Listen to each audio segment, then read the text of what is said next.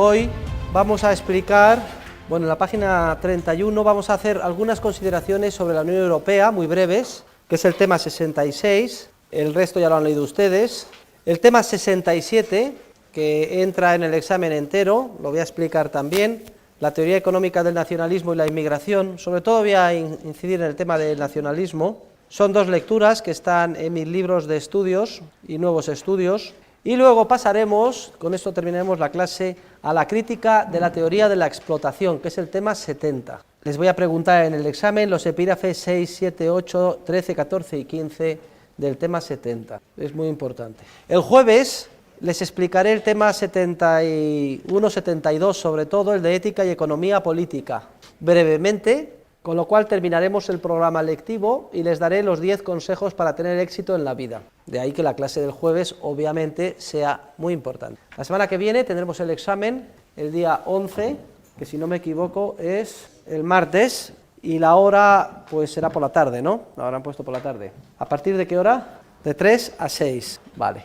Nosotros no empezaremos a las 3, empezaremos más tarde, empezaremos a las 4:30 o así. El examen va a durar 1 hora o 1 hora y cuarto. Les pondré 2 preguntas y les daré 2 o 3 opciones para cada pregunta. Contesten, elijan y contesten la que mejor se sepa. Aproximadamente media hora para cada pregunta. Una pregunta seguro que es del libro de Dinero, Crédito Bancario, Ciclos Económicos. Otra, pues posiblemente les tocará o bien del libro de Socialismo o del resto de los epígrafes que estamos estudiando. ¿Qué es lo que tienen que hacer para estudiar el examen? Muy sencillo. Ahora a estas alturas se tienen que centrar en los epígrafes que les voy a preguntar. Son todos aquellos que dice memorizar. ¿Está claro? ¿Qué tienen que hacer? Repasar la lectura y ampliar con lo que se dijo en clase. Y memorizar, por eso se dice memorizar, desde el principio hasta el final, ser capaz de desarrollar ustedes con la terminología correcta, la adecuada concatenación de ideas, los aspectos más importantes de cada pregunta. Por tanto, a empollar. Supongo que el examen nuestro será el primero, ¿no?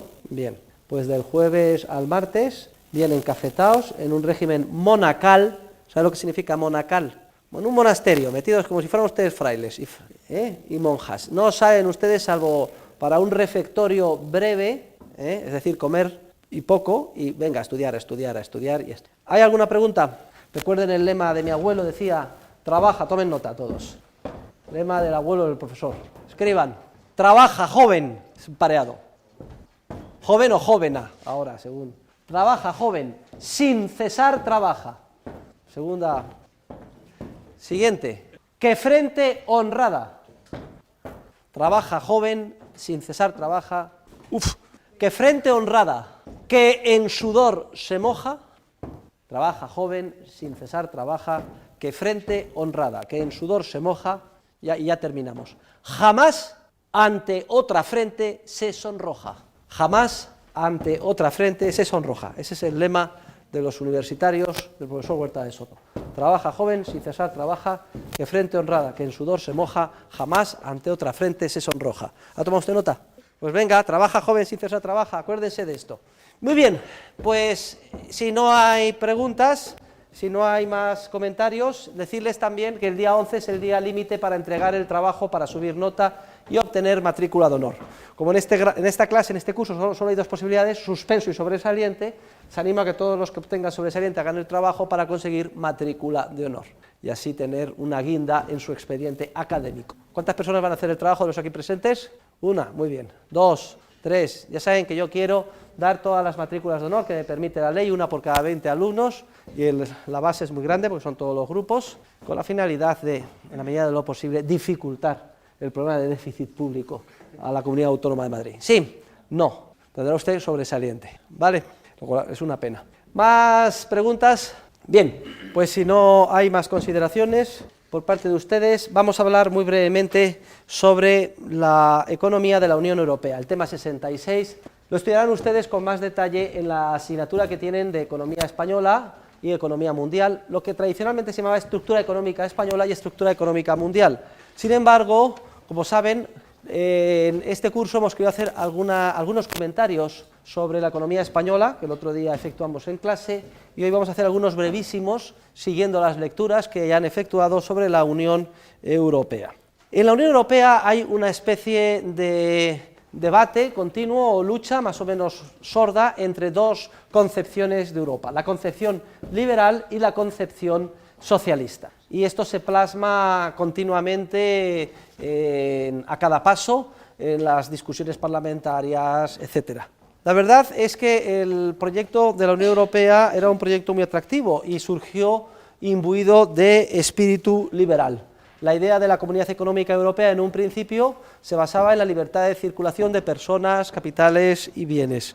Los grandes fundadores del proyecto europeo, Jean Monnet, Robert Schuman, Konrad Adenauer, pues concibieron que desaparecieran las fronteras entre los países de Europa, de manera que se convirtieran como si fueran en regiones de una gran zona de libertad económica. Esto es lo que se conoce en un principio con el nombre de Unión Aduanera, y ahí es donde más se ha avanzado, aunque no haya terminado de ser completamente perfecta. Se han dado pasos adelante importantes en la estructura europea, como es la introducción del euro como moneda única europea, que de alguna forma supone una aproximación, siquiera sea tímida, al ideal de moneda única mundial que era el oro en su día.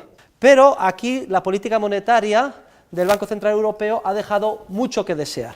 Para que se hagan una idea, había un objetivo establecido en el Tratado de Maastricht de crecimiento de la masa monetaria que no podía superar el 4,5% de una de sus medidas, que es la M3, y sin embargo, durante muchos años, en el pasado, el Banco Central Europeo dejó que creciera por encima del 7% la masa monetaria. Y además, esa distribución del crecimiento del dinero no es nunca uniforme entre todos los países de la Unión Europea, como tampoco lo es cuando crece la masa monetaria en Estados Unidos, entre los diferentes estados de Estados Unidos, sino que el crecimiento fue el doble, por ejemplo, en los países periféricos, los hoy llamados pigs, o cerdos en inglés, P de Portugal, I de Italia, G de Grecia y S de España, lo cual, y de Italia e Irlanda, lo cual dio lugar a una expansión crediticia, ya hemos estudiado en el curso, que supuso la concesión de préstamos sin respaldo de ahorro real a bajísimos tipos de interés,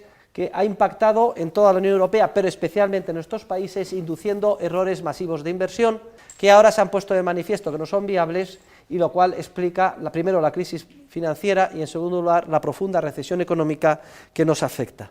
Y esto, repito, es como consecuencia de los graves errores de política monetaria cometidos por el Banco Central Europeo. Y eso debiendo de reconocer que esos errores, aun siendo graves, han sido menos graves que los que cometió su colega, la Reserva Federal de los Estados Unidos. Y el otro talón de Aquiles de la Unión Europea es el tremendo intervencionismo que la misma está montando, y sobre todo en una serie de áreas, por ejemplo, en el área de la política agraria común. Lo hemos estudiado ya en clase y no vamos a volver a repetirlo. La política agraria común tiene su origen en la fundación de la Unión Europea, un presupuesto que es el más importante de la Unión Europea, y distorsiona completamente la asignación de los recursos. Vimos cómo los precios garantizados y las subvenciones a los productos agrícolas perjudican al consumidor, que tiene que pagar más caro de lo que hubiera tenido que pagar en otras circunstancias, perjudica a todo ciudadano de la Unión Europea, que tiene que pagar más impuestos para poder financiar todo el sistema de subvenciones, perjudica a los países del tercer mundo cuando se inundan de productos agrícolas los mercados internacionales, en perjuicio especialmente de aquellos que solo pueden vender este tipo de productos, que son los países pobres del tercer mundo. No logra favorecer a nadie, porque los agentes económicos se ajustan a las subvenciones, y además supone un camino sin salida y sin retorno, como la droga, muy difícil de salir de la droga, pues muy difícil de salir de la intervención. En el momento en que nos acostumbramos a la subvención, ya es políticamente inconcebible que se pueda desmontar el error de política económica. Los grupos privilegiados de interés sacan los tractores a la calle, bloquean el país, etc. Nadie se atreve a enfrentarse con los supuestamente favorecidos. Entonces, la Unión Europea, como digo, se debate entre dos visiones completamente distintas. Una, la llamada visión proteccionista y socialista de Europa, que pretende convertir Europa en una especie de fortaleza proteccionista hacia el exterior, es decir, que levanta barreras arancelarias a los bienes y servicios que proceden de las áreas económicas exteriores a Europa, y luego profundamente intervencionista hacia el interior. Y aquí la lógica de los intervencionistas europeos es muy clara. como ningún país aisladamente puede imponer sus medidas de intervención en supuestas políticas sociales de protección a los trabajadores, etcétera, sin que deje de ser competitivo y se vayan las inversiones a otro país de Europa, entonces la única solución es recurrir a Bruselas para que imponga esa medida de intervención obligatoriamente a todos los países. Y aquí hay una tensión, porque hay naciones que se oponen a esto, como por ejemplo el Reino Unido o los países recientemente incorporados del este de Europa, etcétera, que son de espíritu mucho más liberal. Mientras que el centralismo de Bruselas, de origen básicamente francés, también con cierto respaldo en muchas ocasiones de Alemania, que tiene un estado del bienestar muy desarrollado y le interesa ser competitivo y que no le hagan competencia desleal otros países más pobres, como pueden ser España, etcétera, se empeñan en imponer esas medidas de intervención a todos los países en perjuicio de aquellos relativamente menos productivos y que con ese estado del bienestar tan generoso quedarían completamente eliminados de la competencia entre las diferentes naciones de Europa. El egoísmo, por tanto, de unos les lleva a demandar esas medidas de intervención, que además son respaldadas con mucho ahínco por un ejército de miles de funcionarios europeos, los llamados eurócratas, y una opinión pública que es, como siempre, manipulada, en el sentido de que ¿quién va a estar en contra del espacio social europeo y que todos los trabajadores europeos tengan una protección tan elevada como la que hay en Alemania? Y sin embargo, repito, es un regalo envenenado, porque para los griegos, italianos o españoles esa protección tiene un coste tal que nos convertiría en países que ya dejaríamos de ser competitivos. No podemos competir con los alemanes porque somos menos productivos, salvo porque el coste de nuestros procesos productivos son más bajos. Si por vía legal se nos impone un coste de producción igual de alto que en Alemania, nos laminan desde el punto de vista competitivo. Hay que decir, no obstante, y este es el último comentario sobre la Unión Europea que querría hacer hoy, que para los países periféricos la entrada en la Unión Monetaria, en el euro, y a pesar del comentario que he dicho, los graves errores de política monetaria cometidos por el Banco Central Europeo, ha sido una bendición divina, porque por primera vez en la historia estos países han perdido su autonomía de política monetaria, su soberanía de política monetaria, y actualmente se encuentran por primera vez con total transparencia en la necesidad de afrontar los problemas de reforma estructural que tienen que llevar a cabo. O explicado de otra manera, hasta la entrada en la Unión Europea, toda la locura demagógica patrocinada por los políticos griegos no tenía ningún coste para Grecia, porque en el momento en que dejaba de ser competitiva Grecia, precisamente por reducir la edad de jubilación a los 60 años, contratar más funcionarios que ningún otro país, garantizar que papá Estado se va a ocupar de todo, en el momento en que dejaba de ser competitiva Grecia, se ocultaban los efectos negativos a los ciudadanos simplemente devaluando el dracma y haciendo inflación. De manera que de la noche al día, si se devaluaba el dracma o se depreciaba un 15 o un 20%, como se depreció un 20 o más de un 20% en las 3 devaluaciones de Solchaga antes de entrar España en la Unión Europea, pues los ciudadanos, eso equivale a que los ciudadanos de la noche al día, a lo largo de una noche, al levantarse tienen un 20 o un 25% menos de riqueza y de renta, pero la gente no se da cuenta, hay una ilusión monetaria y sale tan tranquila a la calle. Luego va experimentando de una manera diluida el efecto en forma de crecimiento de los precios, etc. Es como cuando al enfermo de resaca se le da una dosis adicional de alcohol y entonces se siente temporalmente mejor y sigue bebiendo. El resultado es que con la política monetaria autónoma que teníamos Grecia con el dracma, España con la peseta, no había ningún incentivo para afrontar los problemas de fondo. No existía transparencia, los ciudadanos no eran conscientes de lo que pasaba y no había ninguna disciplina gubernamental, ninguna disciplina que pusiera límite a la demagogia de los gobernantes. Afortunadamente hoy esto ya no es así. Al estar en el euro ya no podemos devaluar nuestra moneda. Además, si gastamos más de lo que ingresamos, tenemos que devolverlo. Esto significa que hay que endeudarse. Y los que nos prestan internacionalmente miran con 8 ojos nuestras cuentas y ven si de verdad los políticos son demagogos, están prometiendo lo que no se puede pagar y los ciudadanos viven en una especie de nirvana o fiesta irreal. Y así se producen crisis como la griega. Y bendito sea el euro para Grecia, porque por primera vez en la historia de Grecia, Grecia se ve obligada a afrontar las reformas que necesita para sanear su economía, que suponen reducción de los precios, unos más que otros, hasta aquel nivel en que vuelvan a ser competitivos. Reducción del gasto público, de los funcionarios, del sueldo de los funcionarios. ¿Creen ustedes que un país pobre puede jubilarse todo el mundo a los 60 años? ¿Ustedes creen que eso es algo sostenible? Cuando Alemania, un país 10 veces más rico, se jubila a los 67, y en general todas las políticas demagógicas alentadas por los políticos engañando a sus ciudadanos para mantenerse en el poder. Ahora esto no es posible, y Grecia se ve obligada, porque es que si no es eliminada, expulsada de la Unión Europea, y pasa a convertirse en un país tercermundista, en una república bananera, a afrontar la realidad. Por primera vez los ciudadanos griegos se dan cuenta de que han vivido en una ilusión, y de que no hay más remedio que apretarse el cinturón para salir del atolladero, de que hay que reducir el gasto público, de que las promesas de estado del bienestar que se hicieron no se pueden cumplir, de que hay que tener una economía muy flexible y productiva, con un mercado laboral muy libre, con la finalidad de recuperar capacidad competitiva para poder exportar y vender los productos en el extranjero. Y se están tomando las medidas, cosa que no se habría hecho en ningún caso si se hubiera podido recurrir, como tradicionalmente se hacía, a la inflación, a la devaluación, a la depreciación. Y todo lo que he dicho en relación con Grecia es aplicable mutatis mutandi a Irlanda, a Italia y a España, salvando las pequeñas diferencias de grado que puedan existir entre los diferentes países. Por eso debemos de estar muy agradecidos al euro, porque por primera vez han quedado en evidencia nuestros políticos, su incapacidad absoluta para seguir engañándonos. Se encuentran entre la espada y la pared y no tienen más remedio que coger el toro por los cuernos, decir la verdad a los ciudadanos, afrontar los problemas y emprender las reformas estructurales necesarias.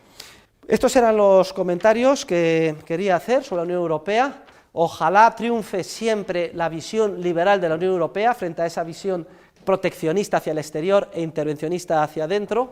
Para países periféricos como España ha supuesto la entrada en la Unión Europea sin duda alguna una entrada de oxígeno relativamente más libre en la economía y aumento en las posibilidades competitivas, y además en el ámbito, al entrar en el euro, una mayor transparencia y una mayor disciplina, sobre todo frente a la demagogia de los políticos y al círculo vicioso democrático de compra de votos prometiendo lo que no se puede pagar.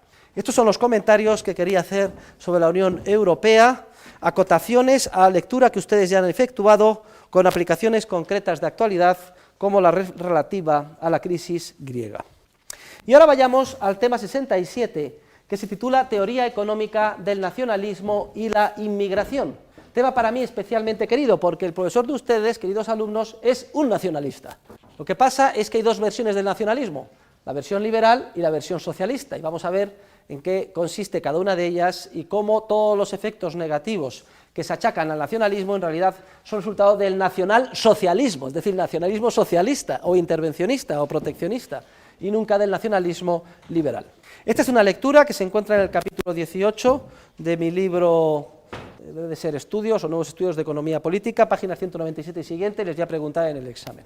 Miren, el nacionalismo y la existencia de naciones produce un cierto desconcierto entre los ciudadanos en general e incluso entre los amantes del liberalismo en particular.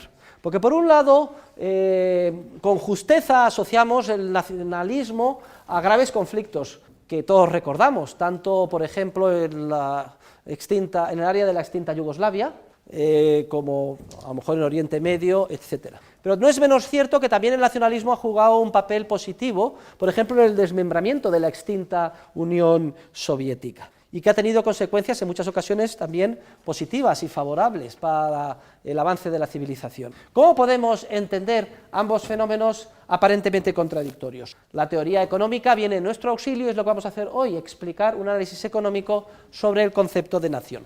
Y debemos de partir en nuestro análisis explicando qué entendemos por nación en términos de teoría económica. Miren, la nación ha de entenderse como un subconjunto de la sociedad civil. Y recuerden que entendemos la sociedad como un complejísimo proceso de interacciones humanas impulsado por la fuerza de la función empresarial. Cuando hablamos de la nación como subconjunto de ese proceso, nos estamos refiriendo a un concepto de la nación como orden espontáneo, como un orden vivo de interacciones humanas, que está constituido por una determinada serie de comportamientos pautados que se aprenden, desarrollan y perfeccionan de manera evolutiva. Y esos comportamientos pautados que constituyen los nexos del proceso que hemos llamado nación, del proceso social que hemos llamado nación, básicamente son comportamientos pautados de tipo lingüístico, de tipo cultural o histórico, también de tipo religioso, con mucha menos importancia de tipo racial. Entre todos esos comportamientos pautados, que de alguna forma, de los que de alguna forma participamos, los miembros del orden espontáneo que hemos llamado nación, quizás el más importante sea la lengua o el idioma. Entonces, aquí me gustaría traer a colación toda la teoría austríaca sobre el surgimiento y evolución de las instituciones, que se desarrolla a partir de Karl Menger y adquiere su máximo grado de depuración a partir de Hayek. Recuerden que las instituciones no son sino esquemas pautados de comportamiento, que los seres humanos, generación tras generación, aprendemos de manera tácita a seguir, porque sin darnos cuenta logramos mejor nuestros fines si adoptamos esos comportamientos pautados. Es decir, la sociedad es un orden espontáneo de tipo institucional, en el que los partícipes en ese proceso aprenden a desarrollar determinados comportamientos pautados de tipo lingüístico, moral, cultural, histórico, religioso, etc. La primera conclusión de este análisis, en el que, como vemos, concatenamos nuestra teoría sobre el surgimiento evolutivo de las instituciones y la sociedad con la nación entendida como un subconjunto del proceso de sociedad civil, la primera conclusión de la teoría es que las naciones son órdenes espontáneos en un sentido como si dijéramos vivos, es decir, que continuamente están surgiendo, creciendo, evolucionando, desarrollándose y eventualmente que también pueden llegar a estancarse e incluso a desaparecer, siendo englobadas esos subconjuntos, esas naciones por otras que a lo mejor son más avanzadas, más ricas, más amplias, más libres. Y si el concepto de nación está continuamente evolucionando, todos entenderemos que es incompatible el principio de fijar una frontera inamovible o fija con una nación, porque la nación continuamente está evolucionando, no tiene unos límites definidos, sino difusos, y hay, como si dijéramos, una competencia continua entre diferentes naciones, unas se engloban, preponderan, otras desaparecen, y no se puede fijar de una manera objetiva una frontera, hasta aquí llega una nación y a partir de aquí está la otra. Esto solo genera conflictos y violencias irresolubles y además va contra la concepción teórica que estamos explicando del orden espontáneo del mercado y de la nación. Ahora el siguiente paso que tenemos que hacer es estudiar cuáles son los principios esenciales del nacionalismo, es decir, de la concepción del proceso social basado en naciones, pero del nacionalismo liberal, es decir, de naciones que compiten en un entorno de libertad y sin que se utilice la violencia o la coacción, lo que hemos llamado las relaciones basadas en vínculos contractuales de una sociedad abierta frente a los que denominábamos vínculos hegemónicos. Pues bien, tomen nota, 3 son los principios en los que se basa la relación sana, pacífica y armoniosa entre las naciones entendidas como órdenes espontáneos. En primer lugar, el principio de autodeterminación. En segundo lugar, el principio de completa libertad de comercio entre las naciones. Y en tercer lugar, el principio de libertad de emigración e inmigración. Vamos a explicar con algo más de detalle cada uno de estos principios. ¿Qué significa el principio de autodeterminación? Significa que cada grupo nacional ha de tener en todo momento la posibilidad de decidir libremente en qué estado político quiere o no desea o no quiere encuadrarse. O dicho de otra manera más precisa desde el punto de vista científico, que cada subconjunto de la sociedad civil ha de tener la libertad de decidir a qué grupo político quiere o no pertenecer.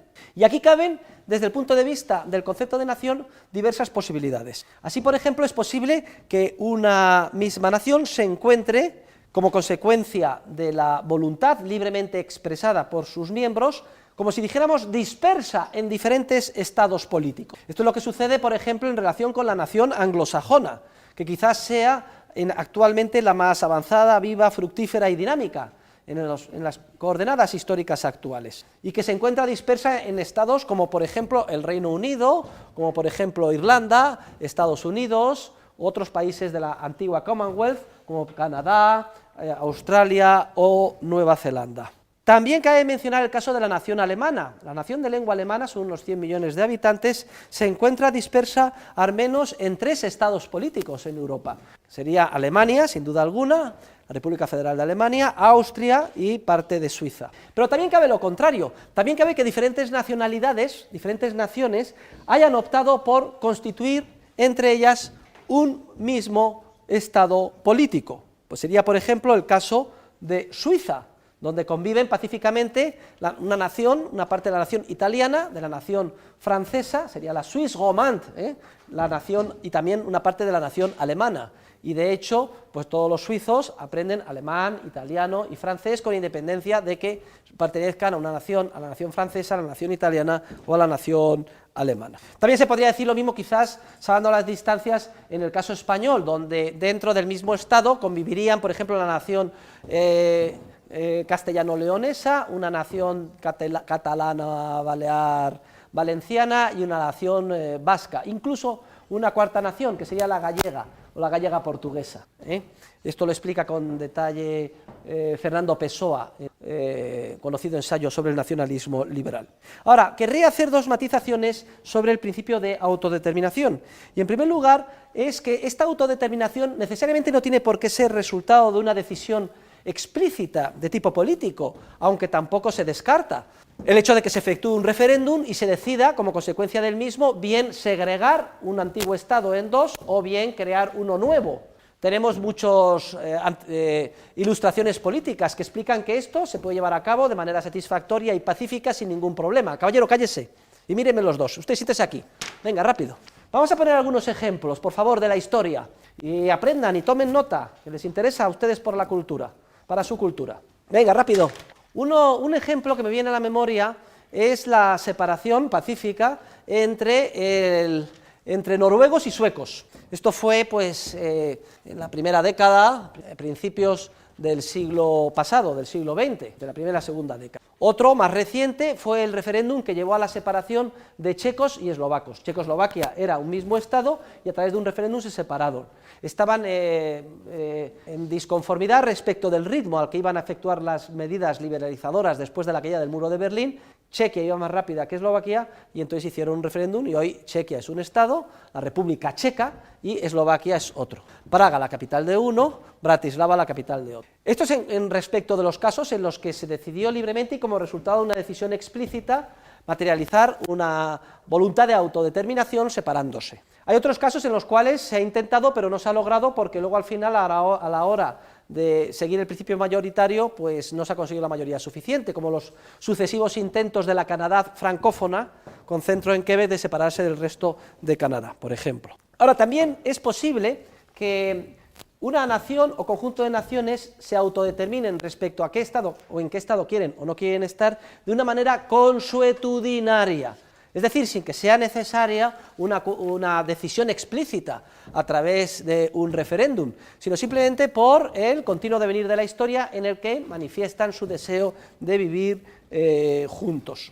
Lo importante, queridos alumnos, es que siempre los grupos minoritarios tenga la posibilidad de secesionarse, y no solo en base a criterios de nacionalidad, sino por cualquier otro criterio, porque es la única manera de evitar que sean explotados a través de un proceso en el que las mayorías coaccionen a las minorías y los grupos minoritarios no tengan la capacidad de excluirse de esa opresión o de esa explotación. Bien, estos son los comentarios más breves que querría yo acotar. Tienen ustedes la lectura con todo el desarrollo en el correspondiente libro de texto.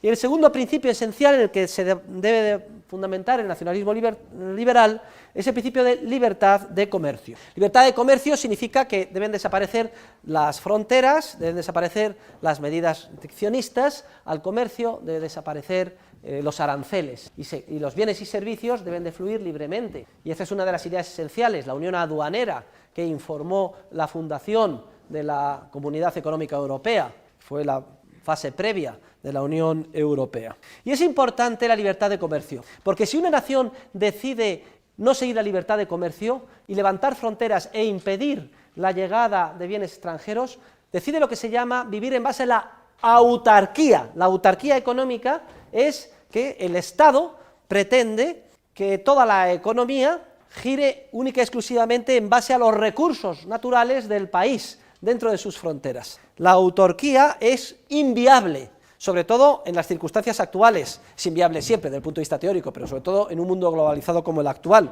porque equivale a reducir a un nivel de subsistencia o de extrema pobreza a los ciudadanos afectados por ella. Una acción proteccionista, por tanto, como tiene que vivir nada más de los recursos de su pequeña área geográfica, se ve extraordinariamente limitada en lo que se refiere a su capacidad de desarrollo, y además se convierte en un peligro público para el resto de las naciones, porque la tentación a ampliar sus fronteras por vía militar para conseguir más recursos es obvia. Y de hecho, el nacionalismo proteccionista es el que, en última instancia, alentó los gravísimos conflictos bélicos del siglo pasado. La Alemania nazi, por ejemplo, quería extender sus fronteras porque dentro de Alemania no había petróleo, entonces que había que conquistar Rumanía, y luego había que ir a Ucrania, y luego a Rusia, y así en un proceso que jamás se terminaba. Toda nación proteccionista que no persiga los principios del libre comercio internacional se ve abocada continuamente a forzar la expansión de sus fronteras con la finalidad de ganar más recursos económicos, materiales y humanos. Lo mismo pasó con Japón, que se convirtió en una amenaza tremenda. Estaba cerrado en una isla, no tenía suficientes recursos, ¿y cuál era la lógica entonces? En vez del comercio libre, que es lo que hacen hoy, conquistar China, para conseguir más ciudadanos, más personas a las que gravar con impuestos, más minas, más recursos naturales, más petróleo. Es la lógica de la violencia, de la guerra, del genocidio, del militarismo, frente a la lógica de la paz, del comercio, en el que las personas salen ganando, en el que no es preciso conquistar nada, porque puedo acceder a cualquier recurso simplemente ofreciendo los míos en un entorno de libertad.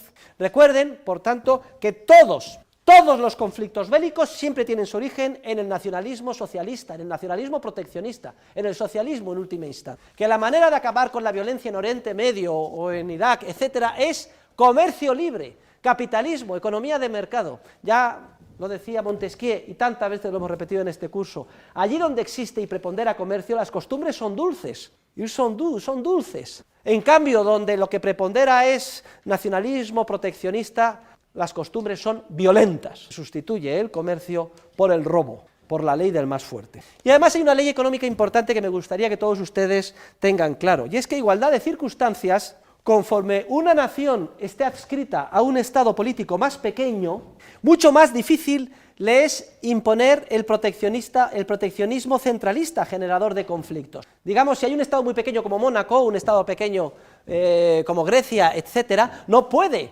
levantar sus fronteras, porque como el estado es pequeño, el territorio es pequeño, son muy pocos los recursos que tiene, y entonces se morirían de hambre. Luego, conforme el estado es más pequeño, más se ve forzado, si quiere subsistir, a abrir sus fronteras a la libertad.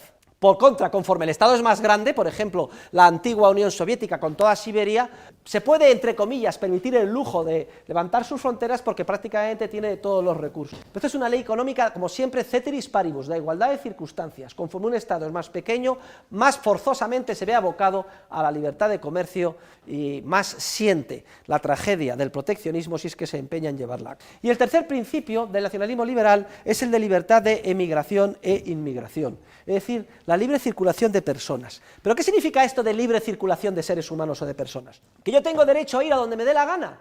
Piensen ustedes, es decir, su casa, que yo, libertad de inmigración e inmigración, pues voy a su casa porque me da la gana, doy una patada en la puerta y me instalo en su salón. ¿Se puede hacer eso, sí o no? No. Libertad de inmigración e inmigración, ojo, sometida al derecho, sometida a los principios generales del derecho, lo que significa, por un lado, que el Estado no levante fronteras e impida la llegada de seres humanos de fuera si es que se ha pactado libremente entre los que los reciben y los que llegan de fuera.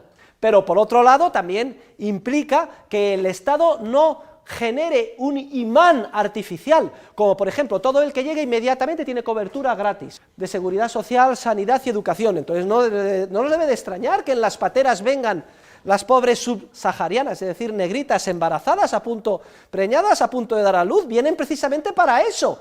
Por aquí darán a luz con los últimos medios y además gratis. Ni establecer fronteras que impidan el libre acuerdo entre las personas, ni establecer imanes artificiales que generan un crecimiento desbocado de gastos del estado del bienestar que no se puede financiar. Pero por otro lado, si yo soy un empresario y necesito mano de obra y me he puesto de acuerdo con alguien de Hispanoamérica o alguien de África para que venga, tengo que tener, si yo le patrocino su estancia aquí, es decir, le doy trabajo, superviso que viva con un mínimo de dignidad, etcétera, tengo que tener libertad para traerle. Y no tengo que tener ningún impedimento, por ejemplo, de los sindicatos locales, que digan que se le está haciendo la competencia desleal, porque esos trabajadores están dispuestos a percibir salarios más bajos. Oiga usted, trabajador privilegiado, es usted un explotador, quiere impedir que aquellos que más lo necesitan puedan venir a trabajar a España. ¿Se dan ustedes cuenta? Pero siempre habiendo un patrocinador local. De manera que si por lo que sea ya no necesito ese trabajador y nadie quiere contratarle y nadie está dispuesto a avalar su estancia en el país, se tendrá que ir del país, porque no tiene nadie derecho a estar ni a ocupar las zonas supuestamente públicas, los parques, a hacer fenómenos de favelas, como en Brasil, pues en un parque público, o ocupar una propiedad privada o una calle, y de pronto vemos que está lleno de casas de campaña y de indigentes. No, señores, eso tenía que ser privado o gestionarse como si fuera privado, y si no tienen trabajo tienen que irse fuera del país. Por tanto, libertad de circulación sometido a los principios generales del derecho, igual que si esto fuera un club, que no venga a Estado y te impida la negociación que quieras de contratar al de fuera, que no atraiga como un imán de manera artificial a través del estado del bienestar, y que tampoco se generen por contra fenómenos tipo favela, de ocupación, etcétera, de zonas públicas en contra de la voluntad de sus titulares locales. Esos son los principios esenciales del nacionalismo liberal que tienen ustedes que tener bien claro. Si esto es así, el nacionalismo se convierte en una poderosísima fuerza que impulsa el desarrollo de la civilización, que aumenta la prosperidad de los pueblos, la riqueza, el desarrollo, la renta per cápita de los ciudadanos. Y vamos a verlo desde la perspectiva hacia arriba de la Unión Europea y hacia abajo, dentro de las regiones que constituyen nuestro propio país, España. Porque si hay libertad de circulación de bienes, libertad de comercio, autodeterminación, etcétera, y algún Estado de la Unión Europea se vuelve loco y decide multiplicar los impuestos, regular más, hacer más difícil la vida de los empresarios, incrementar los costes, entonces inmediatamente los recursos abandonan ese país y los factores productivos se van a otros países que son más receptivos a la función empresarial, que tienen menos presión fiscal, etcétera. Por tanto, toda medida proteccionista, que es muy perjudicial para la economía, aisladamente tomada en un entorno de libertad de comercio, es autofrustrante, no puede llevarse a cabo. Es lo que pasó cuando en Francia establecieron las 35 horas. Ustedes, esto fue una bendición para España, porque lo único que sucedió es que se deslocalizaron las empresas francesas y simplemente cruzaron la frontera a España, donde había 40 horas. O como me sucedió a mí, dando una conferencia en Salamanca, donde veía que había muchos empresarios españoles, todos ellos tenían su número de identificación fiscal portugués, porque en Portugal a la sazón no había impuesto de patrimonio, etc. Luego, entonces, no hay ninguna posibilidad de imponer las medidas proteccionistas que empobrecen a todos en un entorno de libertad. Y lo mismo pasa en relación con España. Si resulta que no existe impuesto de sucesiones en Navarra, y tampoco existe impuesto de sucesiones en el País Vasco, y sí que lo hay en el resto de las comunidades autónomas, pues se deslocalizan las inversiones, y como no quieren perder su fuente de riqueza las diferentes comunidades autónomas, una tras otra se ve obligada a eliminar el impuesto de sucesiones. Y así se elimina el impuesto de sucesiones en Madrid y en prácticamente todas las comunidades autónomas, o se reduce significativamente, a excepción de Cataluña. Y fíjense ustedes, la tan independentista Cataluña, desesperada de que el resto de las comunidades autónomas han eliminado el impuesto de sucesiones y de que los capitalistas y empresarios están invirtiendo fuera de Cataluña, solo se les ocurre, en vez de eliminar el impuesto de sucesiones, presionar en Madrid para que se restablezca el impuesto de sucesiones en toda España, es decir, dar más fuerza al poder centralista de Madrid. Y es que en última instancia, detrás de todas las medidas centralistas se encuentran los nacionalistas proteccionistas, porque como no pueden limitarse a imponer la medida proteccionista en su propia circunscripción, sin que tenga un coste tremendo, se empeñan en que se imponga café para todos, y por tanto dar más fuerza a Madrid y que se imponga a todas las comunidades autónomas en Madrid. La misma lógica del intervencionista europeo, que se da cuenta que si Alemania o Francia imponen una medida proteccionista o del Estado social, etcétera, que pierden capacidad competitiva, lo que quieren es que a través de Bruselas, café para todos, todos lleven a cabo esa regulación, es decir, más poder para Bruselas. El nacionalista proteccionista siempre, siempre, siempre, invariablemente termina dando más poder al órgano político central, al que tanto dice odiar.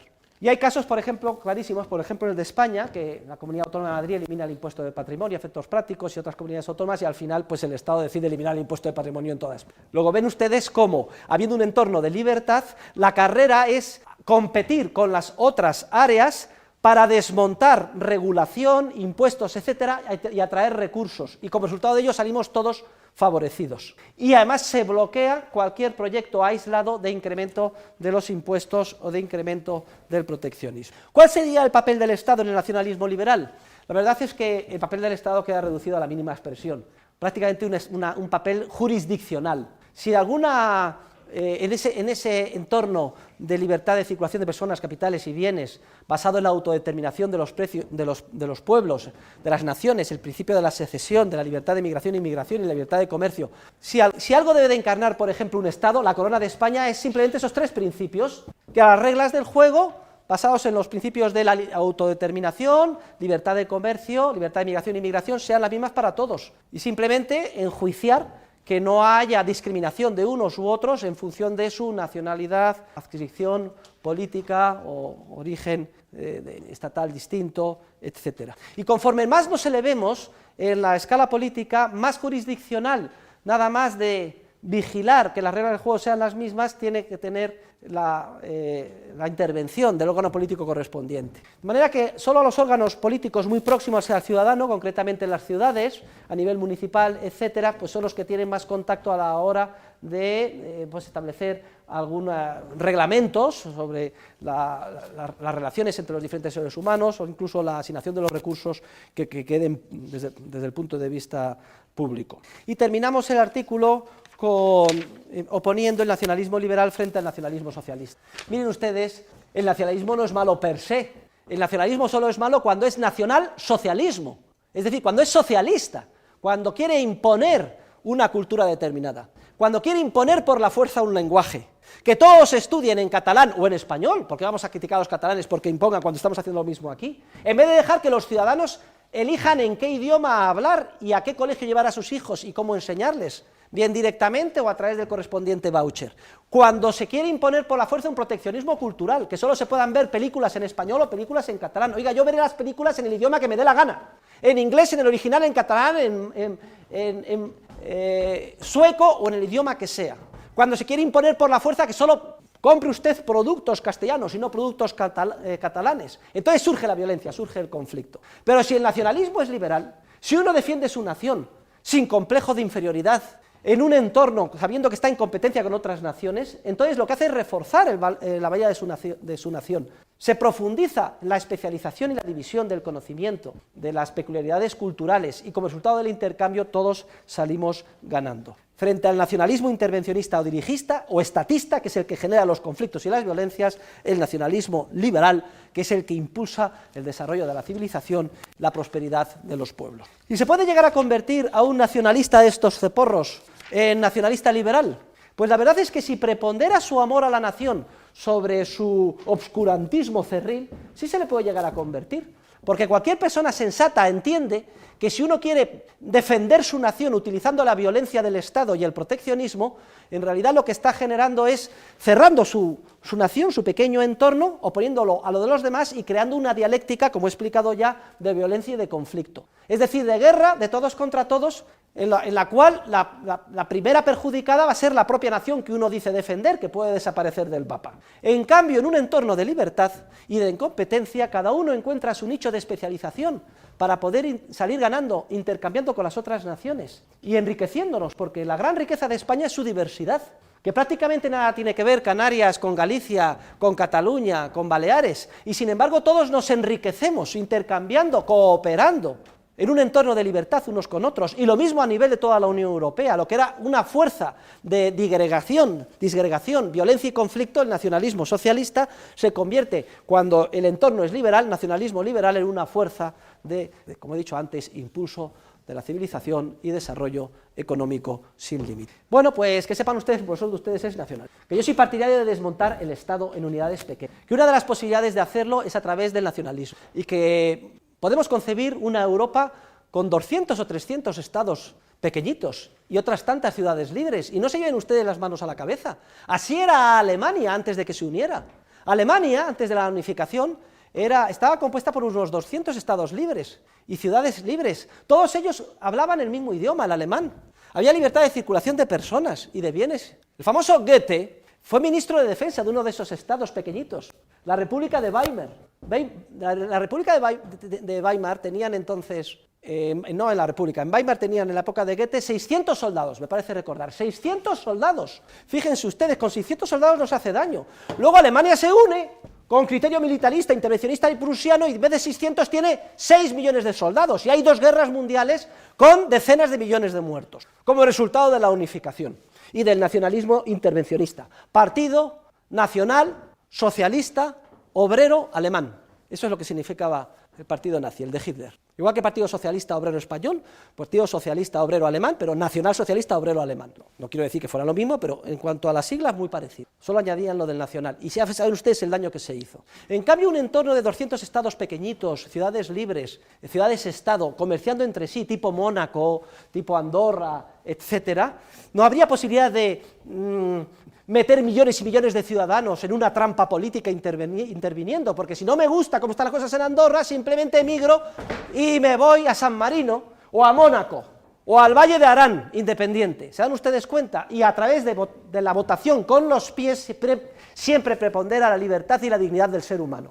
Y no podemos vernos esclavizados por la arbitrariedad de las mayorías coyunturales políticas de cada momento. Luego, 3 loas a favor del nacionalismo liberal, la descentralización autonómica, la desmembración de los estados grandes en unidades políticas pequeñas. Si hay un mensaje de este curso es que el Estado es muy peligroso y por tanto hay que hacer todo lo posible para disminuir su poder. Y una de las formas de hacerlo es desmontándolo en pequeñas piezas, piececitas pequeñas, ¿de acuerdo? Un paso adelante es quizás avanzar y profundizar en la España de las autonomías y disminuir el poder del gobierno central, pero a su vez las autonomías siguen siendo demasiado grandes. Yo se lo explicaba en su día a Jordi Pujol. Cataluña sigue siendo demasiado grande. ¿Por qué Barcelona va a decidir todo lo que pasa en Cataluña?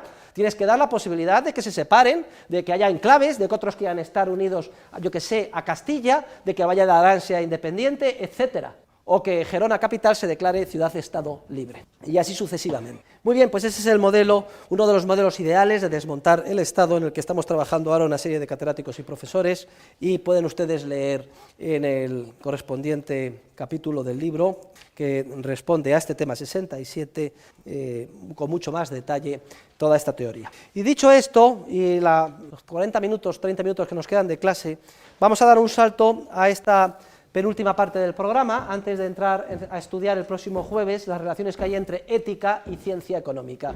Y esta penúltima parte del programa trata sobre historia del pensamiento económico, que también tienen ustedes una asignatura específica dentro del programa curricular del grado de Dirección y Administración de Empresa. En la lectura que han efectuado se ve cómo surge de manera incipiente los primeros economistas, sin saber lo que lo eran, sobre todo de la mano de la doctrina, de los grandes jurisconsultos de la Roma clásica. Señores, no me distraigan, que son los primeros que teorizan sobre el orden espontáneo del mercado.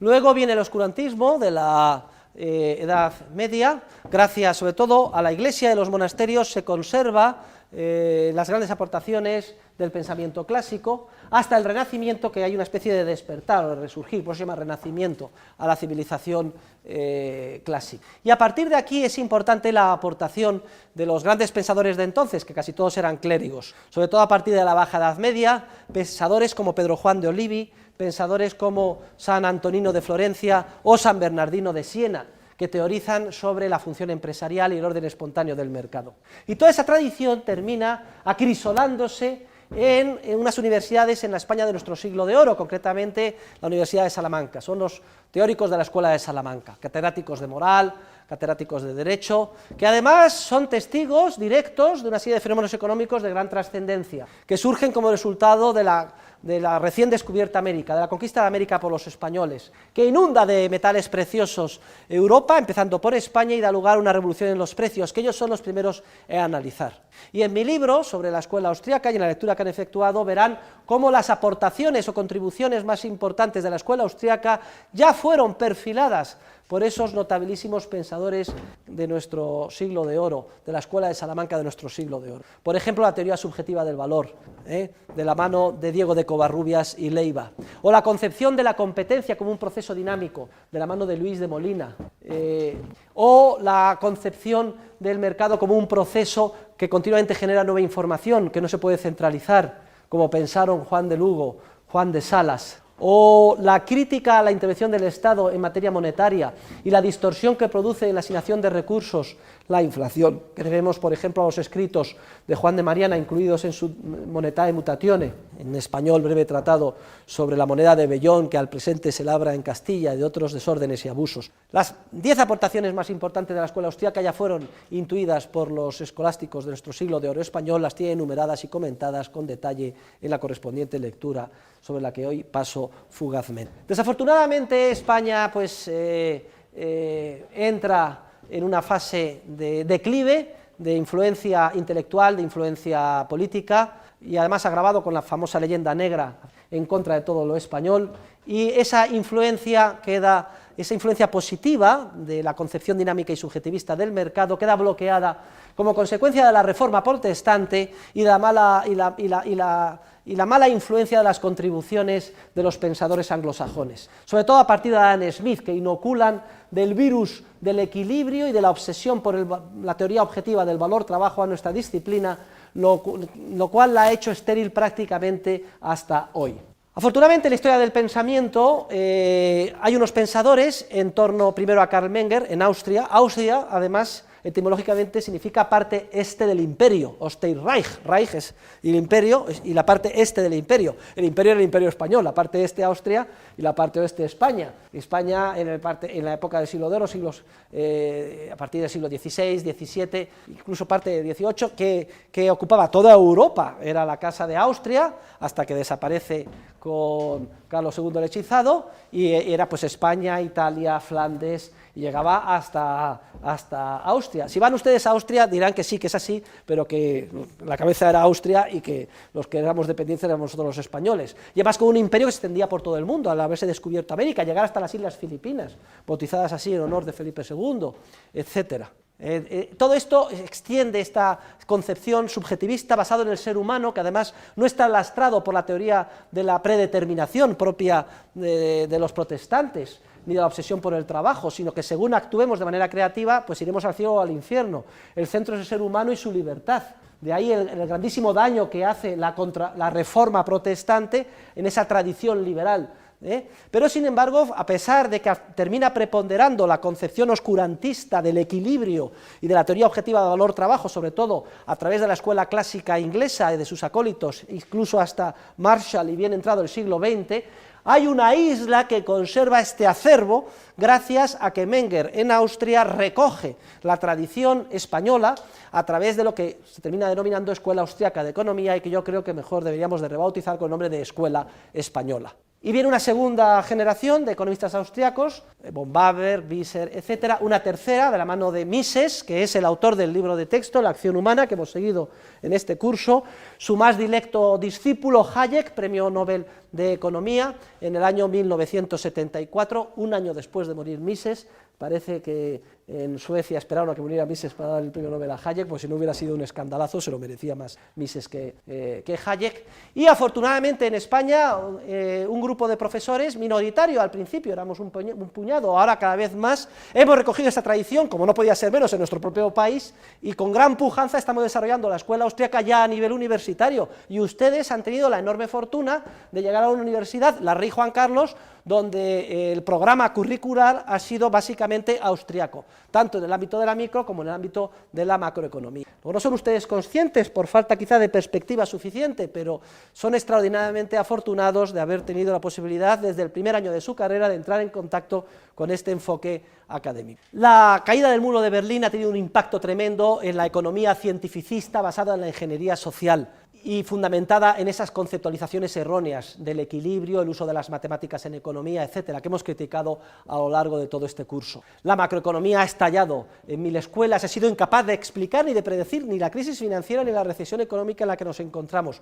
Solo la escuela austríaca ha estado a la altura de los acontecimientos. Y en lo que a microeconomía se refiere, toda la teoría económica del bienestar, la microeconomía del equilibrio, etcétera, también se encuentra en una grave crisis. En este momento la ciencia económica está refundándose y si quiere preponderar como una ciencia al servicio de la humanidad, tendrá que hacerlo sobre la base de los fundamentos establecidos desde el punto de vista metodológico y científico por los teóricos de la Escuela Austríaca de Economía, entre los que entro y considero un honor participar. Y hecha este brevísimo repaso, no nos da más tiempo, ustedes ya lo pueden leer, sobre todo en el librito pequeño de la Escuela Austríaca, Mercado y Creatividad Empresarial, de Editorial Síntesis, que tiene 100 páginas, que se lee en una tarde, y que se ha traducido y se ha publicado en Francia, en Inglaterra, en Estados Unidos, en Italia, en Alemania, en Austria, en Portugal y en Rusia, o sea que es un bestseller en ese sentido. Quiero pasar ahora a criticar y demoler la teoría marxista de la explotación. Es el tema 70 y se lo voy a preguntar en el examen. Miren, la teoría de la explotación, también llamada teoría de la plusvalía, es una de las teorías con consecuencias históricas modernas más graves. Esta teoría ha sido el fundamento, si quieren ustedes, ha apadrinado todo el socialismo moderno, desde el más radical o marxista hasta las socialdemocracias más próximas a nosotros. Todas las revoluciones con todos los conflictos y los millones de muertos que ha habido. Y me da lo mismo que sea la Primera Guerra Mundial, la Segunda Guerra Mundial, la Guerra del Vietnam, etcétera. Todas las revoluciones sociales, los golpes de Estado, la demagogia de todos los demagogos, me da lo mismo que sean Fidel Castro, Hugo Chávez, Hugo Morales, etcétera. Todo el movimiento sindical moderno se basan implícita o explícitamente en la teoría de la explotación y por tanto tiene una importancia vital que seamos capaces de analizarla desde el punto de vista teórico, con la caja de herramientas analítica que hemos construido juntos a lo largo del curso, sepamos si ese fundamento teórico es cierto o falso. Y vamos a ver cómo se basa todo en una gran falsedad científica, o si quieren ustedes en términos más coloquiales, en una inmensa mentira. Y esto es una tragedia porque millones de personas han muerto pensando de buena fe que defendían algo cierto y justo cuando no estaban defendiendo nada más que la mayor de las injusticias fundamentada en el más grave de los errores científicos. ¿Qué dice la teoría de la explotación? También llamada teoría de la plusvalía. Vamos a enunciarla. Dice lo siguiente, dice, tomen nota, les voy a ahorrar muchísimas horas de lectura y además cuando se lo memoricen, porque se lo voy a preguntar en el examen, esto está en el volumen 3 de lecturas, son unas 100 páginas, es la traducción del capítulo correspondiente, crítico a la teoría de la explotación, del volumen 1 de Capital und Kapitalzins, Capital e Interés, escrito por von Haber, que en el año 1880, porque también tiene bemoles, que esta teoría ha sido refutada científicamente hace casi 150 años y que todavía la gente siga picando y creyéndola válida. ¿Qué dice la teoría de la explotación? Vamos a enunciar lo que dice esta teoría. Dice que, tomen nota, que todos los bienes son fruto exclusivo del trabajo humano. La teoría de la explotación dice que todos los bienes económicos son fruto exclusivo del trabajo humano, pero que sin embargo los trabajadores no perciben el producto íntegro de su trabajo. Sin embargo, los trabajadores no perciben el producto íntegro de su trabajo, sino que debido a una serie de instituciones odiosas, en concreto la propiedad privada, el contrato de trabajo por cuenta ajena, etcétera, dice que los trabajadores son explotados por los capitalistas que se apropian una parte importante de dicho trabajo en forma de interés o plusvalía. Repito, la enunciación de la teoría de la explotación es la siguiente. Dice que todos los bienes económicos son fruto exclusivo del factor trabajo y que, sin embargo, lamentablemente, injustamente, los trabajadores no perciben el resultado íntegro de aquello que producen, sino que debido a la propiedad privada, al contrato de trabajo por cuenta ajena y una serie de instituciones sociales odiosas que hay que abolir, una parte muy importante de lo que ellos producen se lo apropian otros, el malo de la película, los capitalistas, y se lo apropian en forma de interés, si quieren ustedes, interés, plusvalía, beneficio empresarial, etcétera. Bueno, pues eso es lo que dice la teoría de la explotación, y esto es lo que a pies juntillas, implícita y explícitamente creen millones de personas, y les mueve para salir a la calle, vociferar, hacer manifestaciones, votar partidos políticos supuestamente progresistas, mantener una legislación laboral que condena al desempleo y a la pobreza a millones, llevar a cabo políticas demagógicas de todo tipo que condenan a la revolución social y a la pobreza a países como Grecia. ¿Es cierta la teoría de la explotación?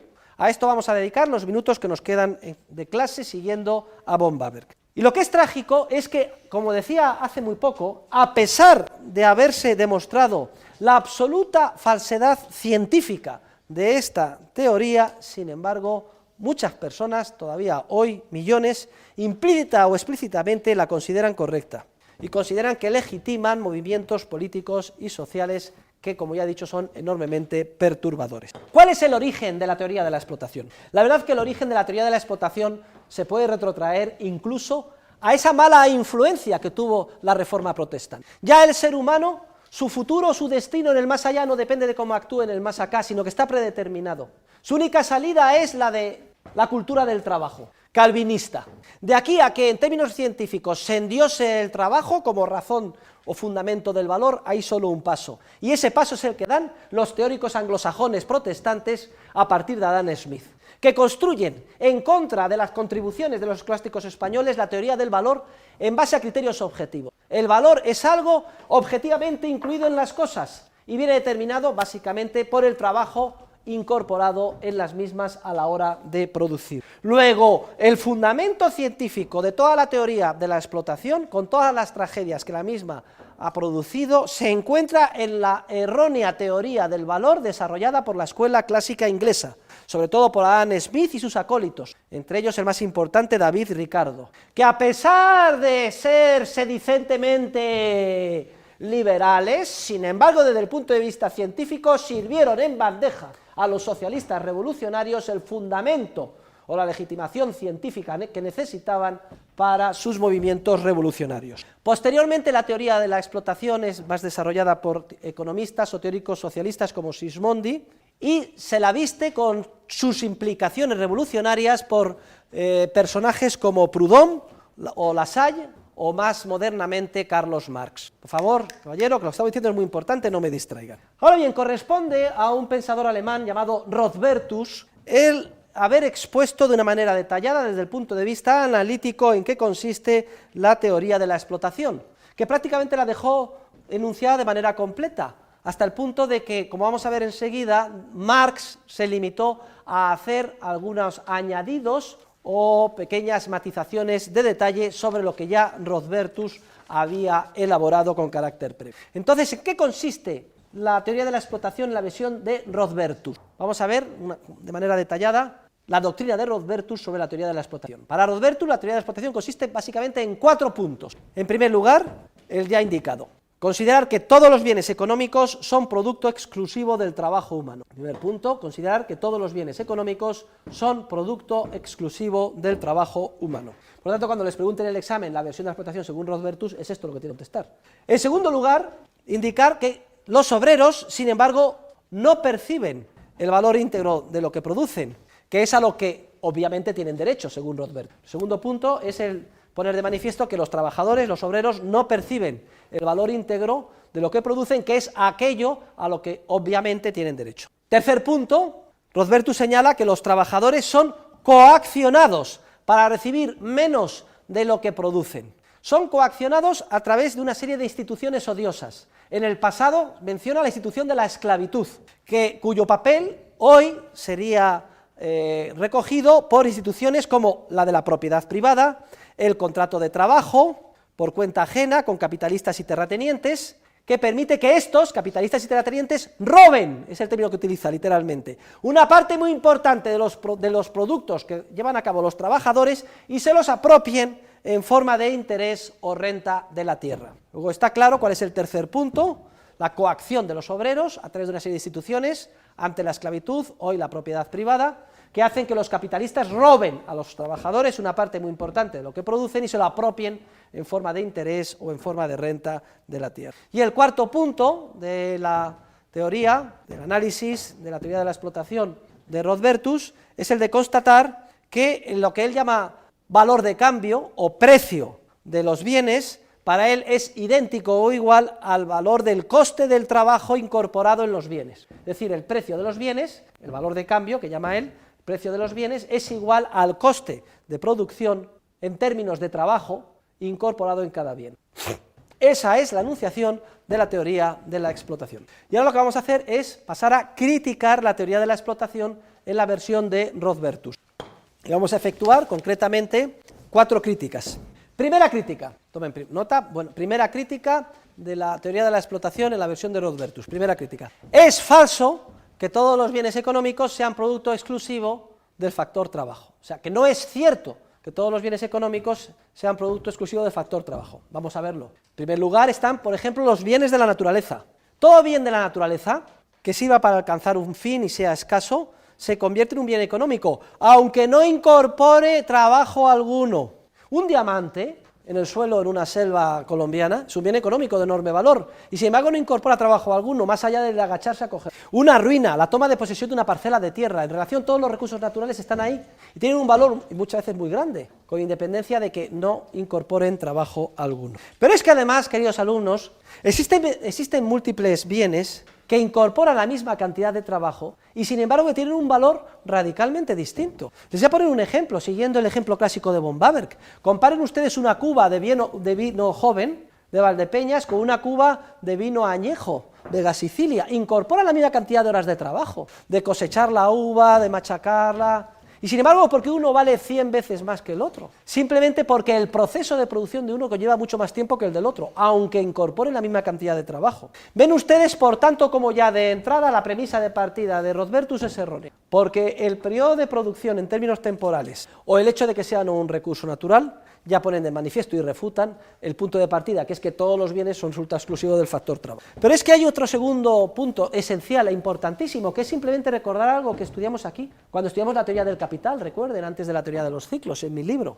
Miren, los teóricos de la explotación pretenden que se pague a los trabajadores no el producto íntegro de su trabajo, sino sensiblemente mucho más que el producto íntegro de su trabajo. Porque las alternativas son dos. Si reconocemos que todo proceso productivo conlleva tiempo, es decir, un conjunto de etapas temporales hasta que madura en el bien final de consumo, y los trabajadores contribuyen su esfuerzo productivo a lo largo de esas etapas, una de dos: o el trabajador espera todo el periodo de tiempo hasta que termina el bien de consumo y se vende, y se apropia íntegramente de la venta. En el ejemplo que poníamos en clase, me parece que era un ejemplo de producción de zapatos. Esperábamos el año y al final vendía el par de zapatos por 100 euros. Pues el trabajador es muy libre de convertirse en cooperativista o en trabajador autónomo, esperar todo el periodo de tiempo y cuando termina el proceso de producción vende los zapatos y se queda íntegramente con los 100 euros. O si quiere que se le pague ahora el resultado de su esfuerzo, su trabajo durante un mes,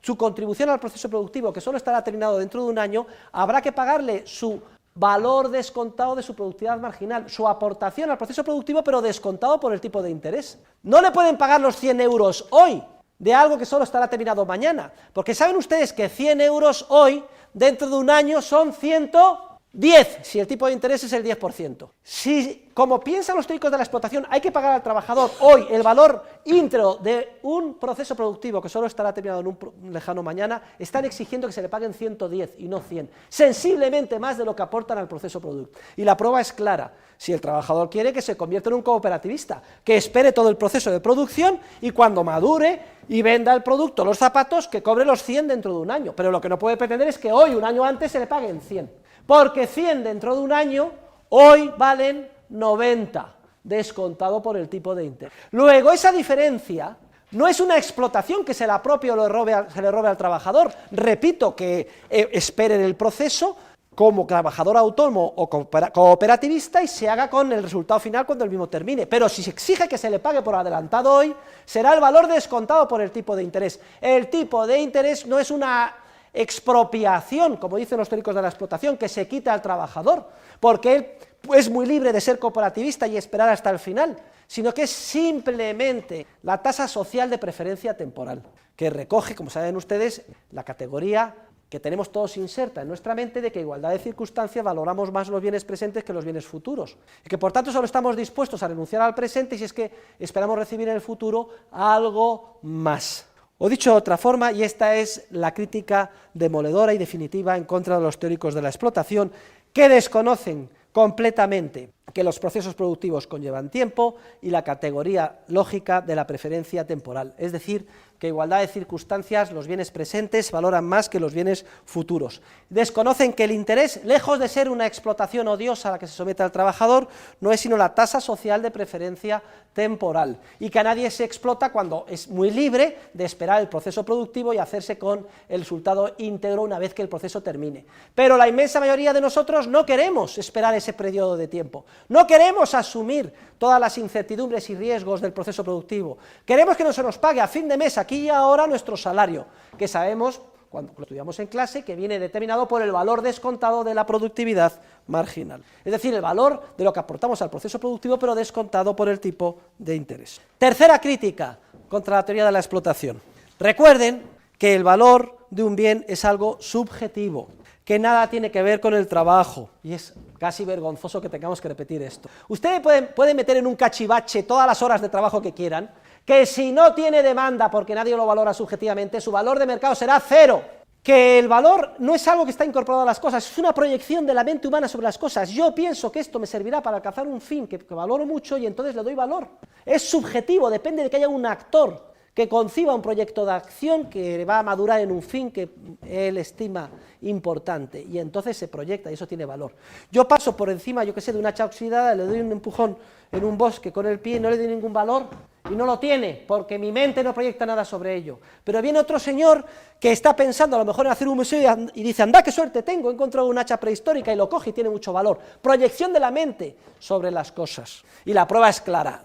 Metan ustedes los millones de horas que quieran en cualquier tontería, que si no tiene demanda subjetiva, no tendrá ningún valor en el mercado. Luego, la teoría del valor es siempre subjetiva, proyección de la mente sobre las cosas, nunca objetiva.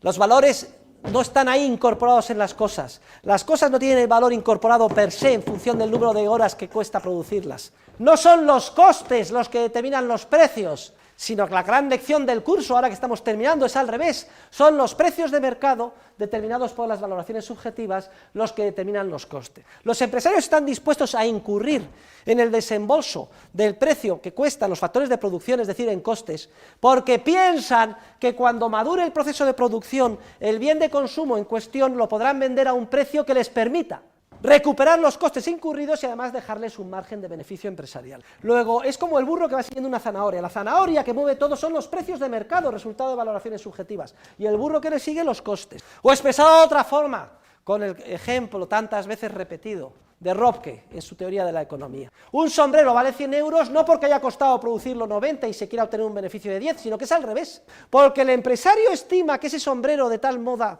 y tales características se podrá vender por 100, está dispuesto hoy a incurrir en costes hasta 80, pensando mañana venderlo por 100 o tener un beneficio de 20. Los precios determinan los costes y no al revés. Y esta es una idea esencial que ya descubrió nuestro gran escolástico Luis Sarabia de la Calle. Y que por desgracia y por la mala influencia de los economistas anglosajones de la escuela clásica, empezando por Adam Smith, se olvidó. Adam Smith hace tabla rasa de la teoría de la función empresarial, del proceso dinámico de mercado, de tratar de explicar los precios reales que se dan en el mercado cada día, y se centra en su programa de investigación en tratar de explicar un fantasmagórico precio de equilibrio a largo plazo, y en el largo plazo y en el equilibrio y con ajuste perfecto, precios y costes matemáticamente coinciden, y de allí a dar el paso de que son los costes los que determinan los precios, máxime en un entorno de obsesión calvinista por el trabajo, hay solo un segundo de gravísimo error que ha llevado durante décadas, casi más de un siglo, por un camino erróneo a nuestra disciplina. Pero que sería relativamente irrelevante si solo tuviera esta influencia, es que además ha servido de justificación a la teoría de la explotación por las que muchos han muerto en guerras, han sido víctimas de genocidios o de revolución, por uno y por otro bando. Y en cuarto lugar, la cuarta crítica a la teoría de la explotación, la versión de Rodbertus, es que está llena de contradicciones y cae en el razonamiento circular. Porque si el valor de los bienes viene determinado por el trabajo, ¿qué es lo que determina el valor del trabajo incorporado? Y contestan, el de los bienes necesarios para que se reproduzcan los trabajadores. Es decir, el valor de lo que yo me como, me visto. Y eso del valor de que usted come y viste, ¿qué lo determina? El valor de trabajo de producirlo. Entonces, ¿qué es antes, el huevo o la gallina? O nos retrotraemos hacia atrás, una especie de teorema regresivo, y llegamos hasta aquel primer momento en el que un trabajador desnudo cogió una cosa, pero ya tenía valor si no había ningún trabajo incorporado. No, es que proyectó sobre un fin. Es una teoría que no tiene ni pies ni cabeza, llena de contradicciones y que cae en el razonamiento circular. Aparte que Rodbertus razona de la siguiente forma: Dice que la plusvalía depende del trabajo incorporado, pero nosotros sabemos que hay bienes que incorporan la misma cantidad de trabajo con una plusvalía o interés muy distinto. Por ejemplo, el vino joven y el vino añejo incorporan la misma cantidad de horas de trabajo y sin embargo uno vale mucho más que otro. ¿Por qué? No es capaz de explicarlo, no es capaz de dar ninguna explicación satisfactoria del por, como explica von Babel. Bueno, pues hasta aquí la teoría de la explotación de Rodbertus. Vamos a ver qué aporta Carlos Marx, que estos son los siguientes epígrafes que también les caerán la semana que viene. A algunos les va a caer la versión de Rodbertus, a otros les va a caer la versión de Carlos Marx.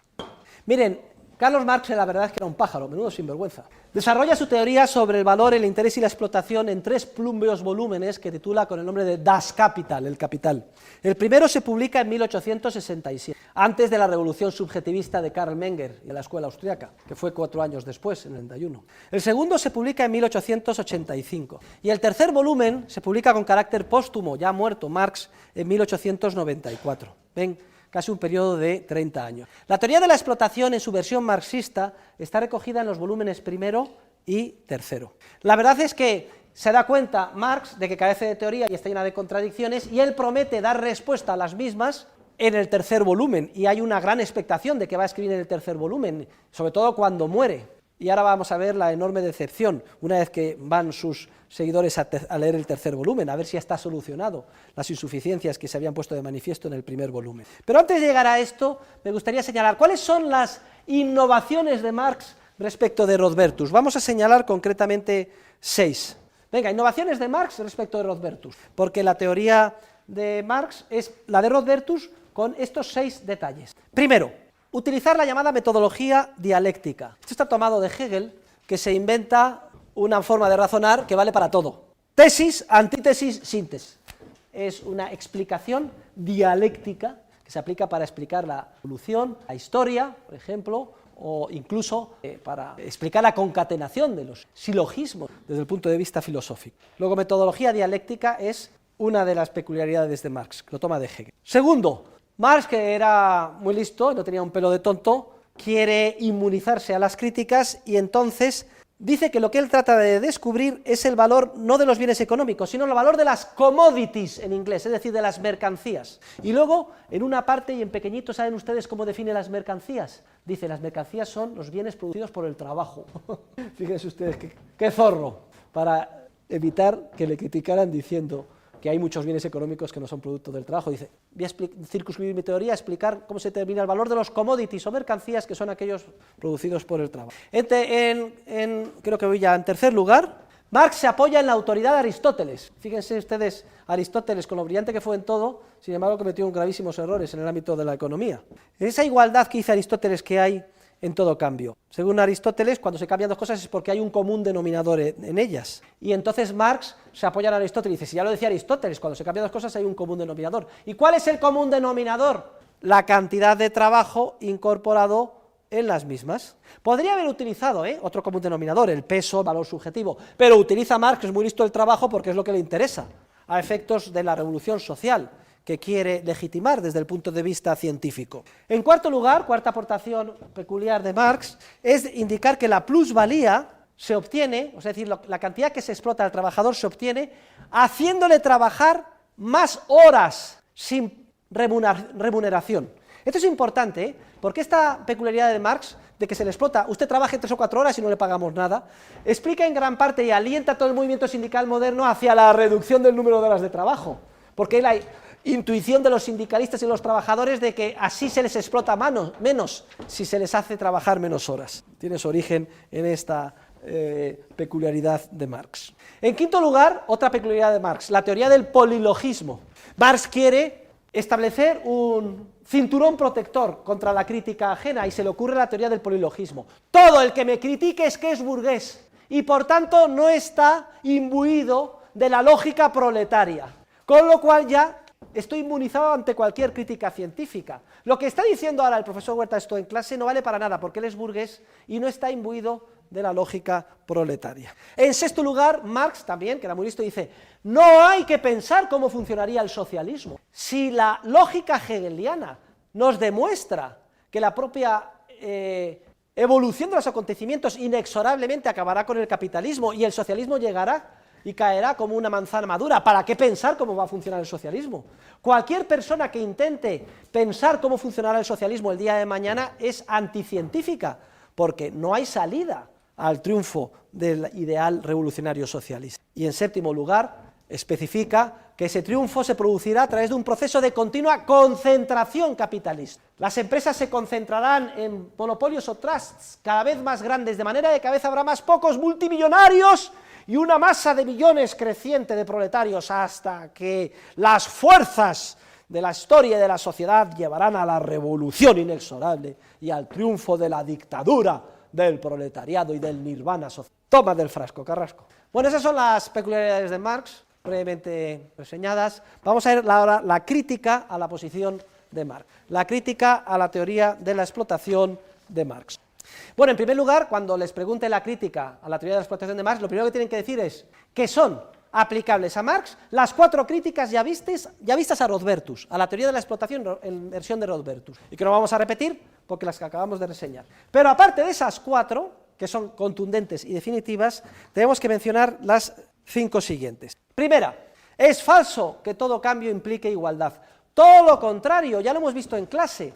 Los cambios surgen como resultado de una desigualdad de valoraciones subjetivas. Cada parte siempre ha de valorar subjetivamente más aquello de lo que carece y tiene la otra que lo que tiene ella y espera dar a cambio. Solo si hay una desigualdad de valoraciones subjetivas se cierra el intercambio, si no, no. Allí donde hay igualdad, miren ustedes mis brazos, si yo tengo la misma fuerza en este de la derecha que en la izquierda, no hay movimiento ni hay cambio.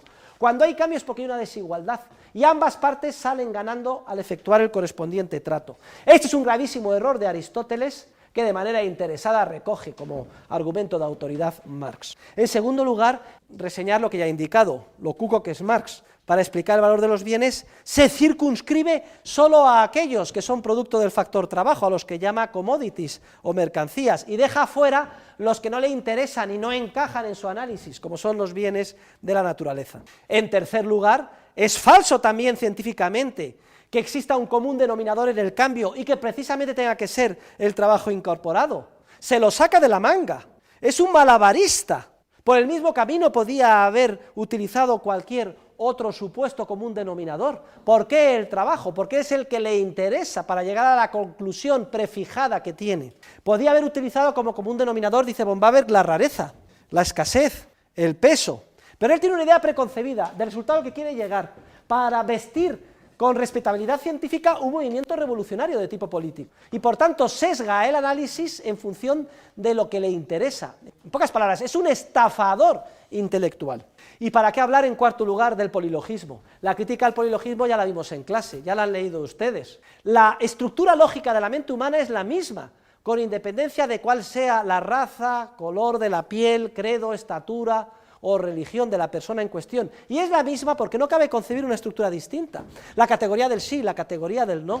¿Por qué además Carlos Marx, burgués, hijo de una familia burguesa, especialista en dejar embarazada a las chicas del servicio, de alguna forma misteriosa estaba imbuido de cultura proletaria? ¿Y para qué hablar de su gran protector y número 1 marxista, Federico Engels? ¿Saben ustedes cuál era la profesión de Engels?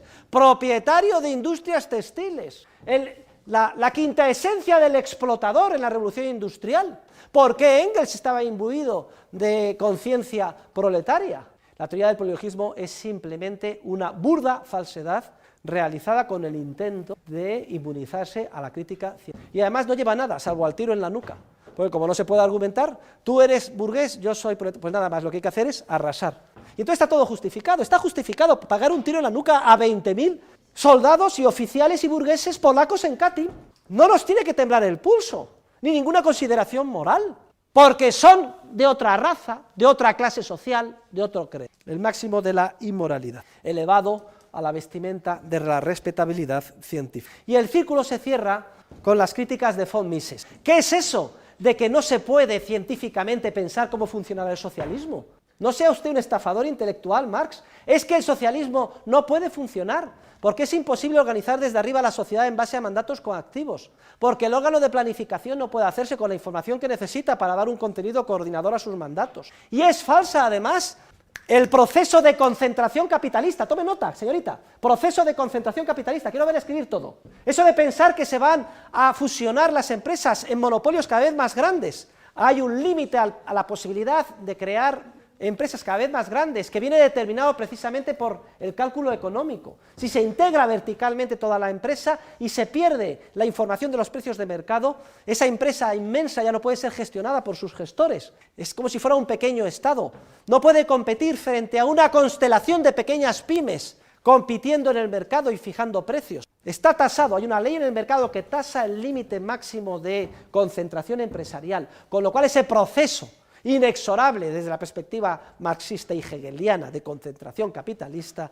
no se lleva bien. Estas críticas, más o menos elaboradas, se efectuaron al primer volumen de Marx y entonces quedaron denodados todos los discípulos. Marx prometió que en el tercer volumen iba a dar contestación y el muy cuco se murió sin dar la cara, pero dejó escrito el tercer volumen que publicó Engels y todos fueron raudos a leerlo, a ver la contestación prometida en qué consiste. ¿Y saben ustedes en qué consistió la respuesta? Grandísima decepción. Marx reconoce ya que los bienes los intercambian en función del trabajo incorporado en el mercado, lo cual es obvio, pero no reconoce que hay una contradicción y que su teoría se desmorone, sino dice que las desviaciones que se observan en la realidad se compensan unas con otras y se queda tan pancho. Fíjense ustedes cómo lo explica von Baber, la verdad es que es espectacular. Dice, anda, se cambia una onza de oro por 40.000 onzas de hierro. Obviamente no sigue la proporción del trabajo incorporado. Hay una diferencia de 39.999 onzas, que se pagan de más en forma de hierro. Pero como en otro lugar del mercado se ve que se cambian 40.000 onzas de hierro por una onza de oro, se dan en ese caso 39.999 de diferencia negativa. Por tanto, una se compensa con la otra. Lo que está diciendo Marx es, reconozco que toda la teoría es una cosa burda y que no, en el mercado no se intercambia como yo digo, que no es el coste del trabajo el que determina el valor de las cosas. Pero las diferencias de más se compensan con las diferencias de menos. Y es idéntico al ejemplo que acabamos de poner, como si dijéramos, se cambia en base al peso. Oiga, qué barbaridad es eso de que se cambia en base al peso en el mercado. Será una onza de oro por 50.000 de hierro. No, es que la diferencia a favor se compensa con la diferencia en contra en otro intervalo. En pocas palabras, con este argumento yo puedo llegar a justificar lo que me dé la gana como base del valor. El peso, el trabajo, etcétera. Simplemente cualquier justificación, por absurda que sea, según Marx quedaría legitimada porque las diferencias en un sentido se compensarían con las diferencias en otro sentido en términos agregados. ¿Cuál es la conclusión de la teoría marxista y en general de la teoría de la explotación? La conclusión es que es una teoría cínicamente falsa, radicalmente falsa. Pero lo más grave es que llegamos a descubrir que hay una absoluta falta de honestidad científica por parte de sus cultivadores y especialmente por parte de los marxistas. Ellos tienen, como decía antes, una idea preconcebida. Ya saben a dónde quieren llegar, ¿para qué? Para fomentar una revolución social, aunque saben que es falsa esa ciencia. Podemos decir que el marxismo, sin duda alguna, es la más grande estafa intelectual en la historia del pensamiento humano. Realmente una estafa intelectual. Y no es una cuestión baladí, no estamos hablando de que te estafen dinero, caballero. Estamos hablando de millones de personas que han muerto injustamente, de tiros en la nuca, de campos de concentración y de genocidios. Todos ellos tienen una base intelectual y es misión de la universidad desenmascarar estos errores y responsabilidad de ustedes. No pueden inhibirse ninguno, si no tendrán que responder el día de mañana por ello. A ser personas responsables, a estudiar, a analizar y a tener los argumentos. Y siempre que escuchen el más mínimo argumento marxista o socialista, saltar inmediatamente como un resorte y demoler intelectualmente, siempre intelectualmente, al opositor.